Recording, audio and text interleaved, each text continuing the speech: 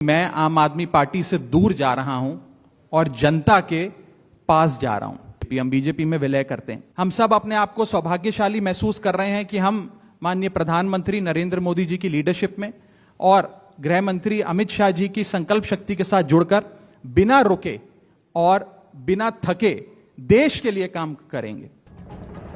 दिल्लीच्या राजकारणात आज मोठा राजकीय भूकंप झाला असून आम आदमी पक्षाचे प्रमुख युवा चेहरा आणि राज्यसभा खासदार राघव चड्डा यांनी पक्षाला रामराम ठोकत भाजपमध्ये जाण्याचा निर्णय घेतलाय। विशेष म्हणजे ज्या भाजप विरोधात राघव चड्डा यांनी गेल्या अनेक वर्षात आक्रमक भूमिका घेतली, पत्रकार परिषदांमधून आणि संसदेतून जोरदार टीका केली, त्याच भाजपमध्ये त्यांनी प्रवेश केल्याने अनेकांच्या भुवया उंचावल्यात। राघव चड्डा यांनी आज घेतलेल्या पत्रकार परिषदेत सांगितलं की आम आदमी पक्ष आपल्या मूळ तत्वांपासून भटकला आहे। पक्ष आता देशहितासाठी नव्हे तर वैयक्तिक फायद्यासाठी चालवला जात आहे। त्यामुळे 2/3 राज्यसभा खासदारांसह भाजपमध्ये विलीन होण्याचा निर्णय घेतल्याचं त्यांनी जाहीर केलं। या घडामोडीत संदीप पाठक, अशोक मित्तल, हरभजन सिंग यांच्यासह एकूण 7 आमदार सहभागी असल्याचं सांगितलं जातं।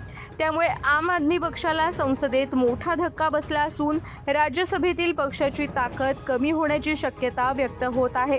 राजकीय वर्तुळात मात्र या निर्णयामागे केवळ विचारसरणी नसून अंतर्गत नाराजी हे मोठं कारण असल्याची चर्चा आहे। काही दिवसांपूर्वीच राघव चड्डा यांना राज्यसभेतील उपनेतेपदावरून हटवण्यात आलं होतं। त्यानंतर पक्ष नेतृत्वाशी त्यांचे मतभेद उघडपणे समोर आले होते।